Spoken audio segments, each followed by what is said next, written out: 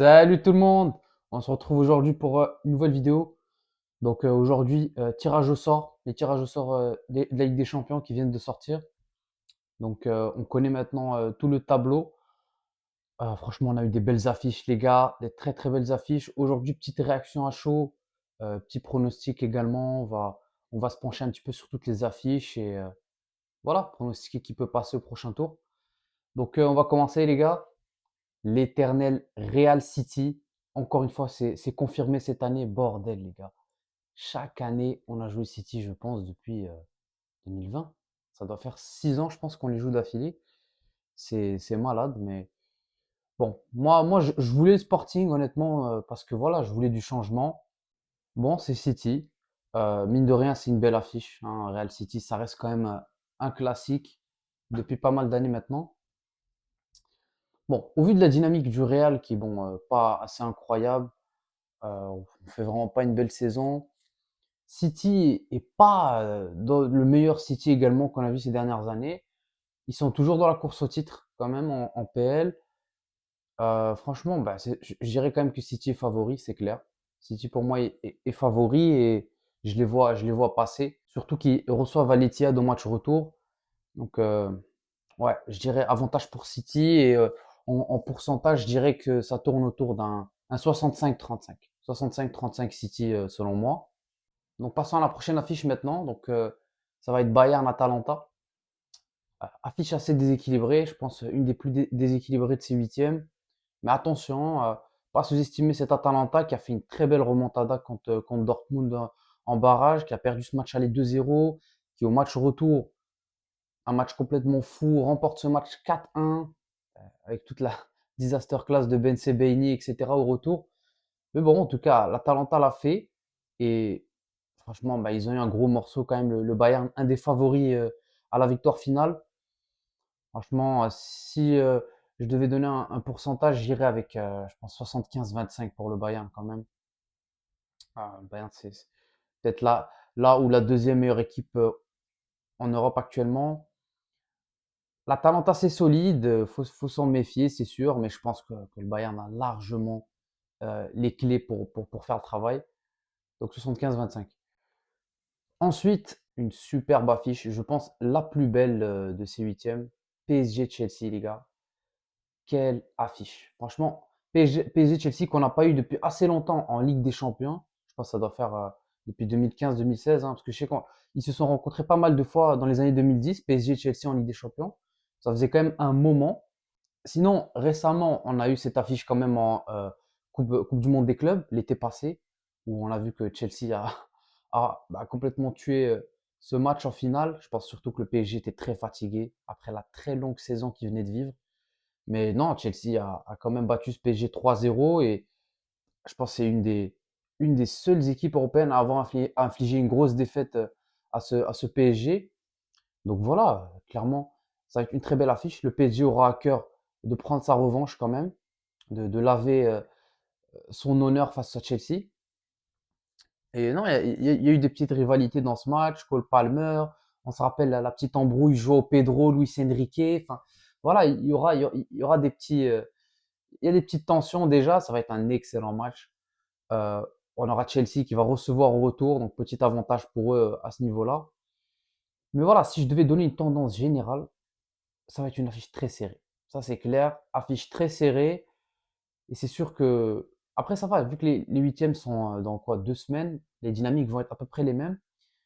Côté parisien, on sort quand même d'un barrage assez compliqué face à Monaco où on a encaissé beaucoup de buts. On s'est qualifié clairement par la petite porte, comme on l'avait mentionné. Mais j'ai quand même envie de partir sur le PSG. Parce que je sais que ce PSG, peut-être avec un peu plus de repos, avec d'autres joueurs qui reviennent, d'un Fabien Ruiz, Ousmane Dembélé, à voir s'il revient d'ici 2 semaines, etc.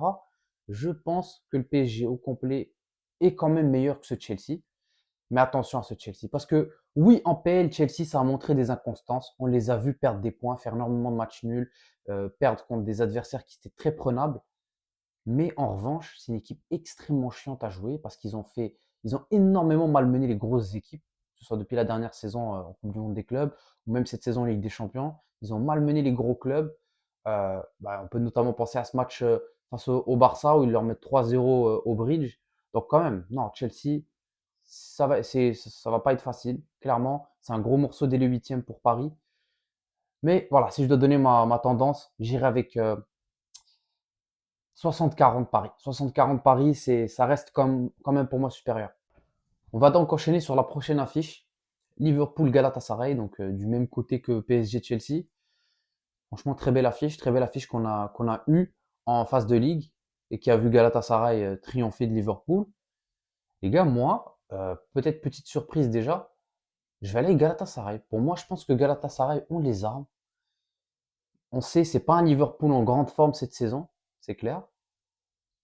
Ils ont quand même un top effectif, un des meilleurs d'Europe, mais je sais pas, j'ai énormément de doutes sur ce Liverpool. On l'a vu en PL, ça lâche énormément de points, ça gagne des matchs à l'arrache, notamment le dernier face à Forest. Donc franchement, Liverpool, c'est pas dans la meilleure des formes, c'est clair. Après, Galatasaray, on a vu, excellent match aller face à la Juve, match retour assez difficile. Le carton rouge qui les a quand même bien aidés. Donc, mais honnêtement, je vais aller sur Galatasaray. Franchement, si je dois voilà, lancer un petit pari ou donner une première petite surprise dans ces pronostics, et je vais aller côté Galatasaray. Pour moi, ils sont capables de créer la surprise et d'éliminer Liverpool. Je vais dire 55-45 Galatasaray. Ça va être très serré, franchement, ça va être très serré, mais je pense que Galatasaray peut faire cette petite surprise. Maintenant, passons donc de l'autre côté du tableau, où on retrouve donc la première affiche qui va être Barcelone-Newcastle. Barcelone-Newcastle, les gars, c'est une excellente affiche qu'on a également vue en phase de ligue, hein. Justement, ça, c'est un peu le point négatif des champions, en fait. Vu qu'on a une phase de ligue tellement longue avec 8 journées, en fait, on a beaucoup d'affiches qui se sont passées et qu'on revoit. Ça, c'est vraiment un des points négatifs de ce nouveau format LDC, je trouve, personnellement. En tout cas, Barcelone-Newcastle, belle affiche, franchement. Newcastle, équipe dangereuse. Ils ont plié Karabakh dans les barrages sans souci. Je sais pas, parce que ce Barça, ligne très haute, défensivement c'est friable, mais attention quand même. Leur attaque, c'est probablement top 3 au monde actuellement quand ils sont tous au complet. Leur attaque et leur milieu de terrain, de manière générale, quand c'est au complet, c'est extrêmement fort. Le problème du Barça, c'est que quand le pressing ne marche pas, tu as l'impression que toute l'équipe s'effondre et ça coule défensivement. Tu vois. Je vais quand même aller avec le Barça, franchement, ils sont favoris pour moi dans ce match-up, mais attention à Newcastle, c'est clair. Je dirais un 65-35 Barcelone quand même. Ensuite, donc du même côté que Barça-Newcastle, on retrouve une affiche très très serrée également. Une, une affiche de deux tocards, si vous voulez dire. Atlético-Tottenham. Franchement, les gars, je pense qu'on peut peut-être pas faire aussi serré comme affiche. En fait, ces deux équipes, les gars, je pense que c'est les équipes les plus irrégulières de cette Ligue des Champions. Enfin, on a vu des belles choses, on a vu des choses absolument honteuses des deux côtés. Enfin, l'Atlético qui met 4-0 au Barça, qui se fait taper par Vallecano en championnat, etc. Après, je pense surtout que l'Atlético a complètement lâché le championnat hein, parce ils ont constaté le retard qu'ils avaient sur le Real et le Barça. Ils ont complètement lâché le championnat. Et je pense qu'ils se concentrent beaucoup plus sur les coupes, peut-être. En tout cas, sur les coupes, il y a des bons résultats, hein, que ce soit le Barça, que ce soit là en barrage face à Bruges où ils ont fait le travail au retour avec un gros match de Sorlotte notamment. Non, moi je pense que l'Atlético a l'effectif et part légèrement favori face à Tottenham. Parce que même si ce Tottenham se qualifie top 4, les gars, faut pas l'oublier quand même. Tottenham a fini top 4 de cette phase de ligue. Ça, c'est quand même assez anormal, honnêtement. Ce Tottenham est honteux en PL, les gars. Faut le dire, mais ce Tottenham est d'une honte absolue en PL. Ils sont, je pense, à quelques points de la zone de relégation. C'est absolument une honte. Moi, je pense clairement que c'est de la chance, ce parcours en Ligue des Champions. Le fait que tu n'affrontes aucun club anglais, gros avantage. En plus de ça, ils ont eu un excellent tirage. Ils ont affronté presque aucune grosse équipe, je pense. La plus grosse équipe qu'ils affrontent, c'est pas Dortmund, genre, ou Paris, ouais. C'était Paris où ils perdent deux matchs. Enfin, Je sais pas, les gars, moi, Tottenham, ils ont affronté personne, quoi. Il n'y a pas eu de grosse équipe. Ils ont eu un petit tirage. Après, voilà, ils ont fait le travail. On va pas leur enlever. Ils ont fait le travail. Ils se sont qualifiés. Ils sont partis chercher leurs points. Mais voilà, moi, je trouve un peu frauduleux ce Tottenham parce que tu peux pas avoir une aussi grande différence de niveau. En PL, tu es aussi à chier. Et en Ligue des Champions, tu arrives et tu fais top 4. Enfin, je sais pas, il y a une trop grande disparité ici. Je sais pas. Moi, j'irai quand même avec l'Atlético ici, même si, comme je dis, c'est une affiche très serrée. Donc, je vais aller sur l'Atlético. Je dirais un 60-40 l'Atlético. Ensuite, on va aller vers une affiche. On n'a pas vraiment de grosses équipes. Sporting Bodo Glimt. C'est pas le Sporting qui a créé une énorme surprise. On va pas leur enlever un énorme mérite à eux de s'être qualifiés dans le top 8, franchement. Bien joué à eux. Et Bodo Glimt qui a complètement créé la sensation en tuant l'Inter. Aller-retour, les gars, la sensation de cette Ligue des Champions, c'est clairement Bodo Glimt, cette petite équipe norvégienne, inconnue au bataillon, quoi. Bah, inconnue en Ligue des Champions, mais on les avait vus faire des résultats en Europa, etc. Quand même, voilà, grand respect à cette équipe de Bodo Glimt, de s'être hissé en huitième de finale. Et franchement, ils ont clairement les armes. Parce que pour moi, face au Sporting, c'est clairement pas mort. Face au Sporting, il y a clairement une chance d'aller chercher la qualif. C'est vraiment une belle affiche serrée, je trouve. C'est une affiche de puriste, quoi. Franchement, le Sporting Bodo Glimt, les gars, vraie affiche de puriste. Et ouais, difficile. Franchement, difficile à pronostiquer. Moi, les gars, vous savez, personnellement, j'ai envie de croire en ce Bodo. J'ai envie de croire en cette belle histoire et voir ce Bodo se qualifier en quart de finale de cette Ligue des Champions. Moi, j'ai envie d'y croire, les gars. Et je pense que je vais aller avec un 55-45 Bodo. Ça va être un match extrêmement serré, mais je donne un léger avantage à Bodo pour voilà, la sensation, les belles choses qu'ils nous ont montrées. Parce que pour moi, les gars, c'est pas juste un coup de chance ou un coup sur un match ou deux. Et ils ont enchaîné énormément d'écuries européennes. C'est des très belles victoires, les gars. Même si voilà, leur terrain est un petit peu bourbier à les jouer, etc. Non, les gars, ils proposent un vrai football. Et franchement, ils ont les armes pour aller en quart de finale. Enfin, on va finir, les gars, avec la dernière affiche. Arsenal-Leverkusen. Je pense une des affiches les plus déséquilibrées avec ce Bayern-Atalanta.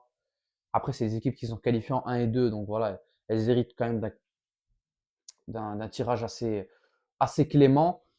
Encore une fois, on ne va pas discréditer n'importe quelle équipe. Si Leverkusen est en huitième de finale, c'est qu'ils n'ont pas volé leur place. Voilà, ils ont maîtrisé leur qualif, aller-retour face à l'Olympiakos. Je pense que c'était le barrage un peu celui qui est passé le plus sous les radars, quoi. Je pense pas que beaucoup de gens ont vu ce match. Après, voilà, les Leverkusen ont fait leur travail. On va pas les discréditer. Mais Arsenal, les gars, c'est une honte absolue. Vous pouvez pas sortir face à les Leverkusen. Je suis désolé. Ça va être clairement une faute professionnelle avec l'effectif qu'ils ont. Ils sont sur tous les tableaux. Déjà qu'en PL, ça boite un petit peu Arsenal. Pour moi, tu dois pas sortir en huitième de finale face à Leverkusen. Tu as les armes clairement pour aller faire le taf. Et moi, je dirais un 80-20, hein. Je pense que c'est l'affiche la plus déséquilibrée pour moi de ces huitièmes de finale. Ouais, voilà, les gars, on a fait le tour de toutes les affiches. Vidéo assez longue, honnêtement. Dites-moi ce que vous en avez pensé. N'hésitez pas à me dire vos pronostics. Vous voyez qui, les gars? Est-ce que vous voyez des équipes différentes de les miennes? Voilà, likez, abonnez-vous, partagez, les gars. Et nous, on se retrouve pour de nouvelles vidéos. Ciao.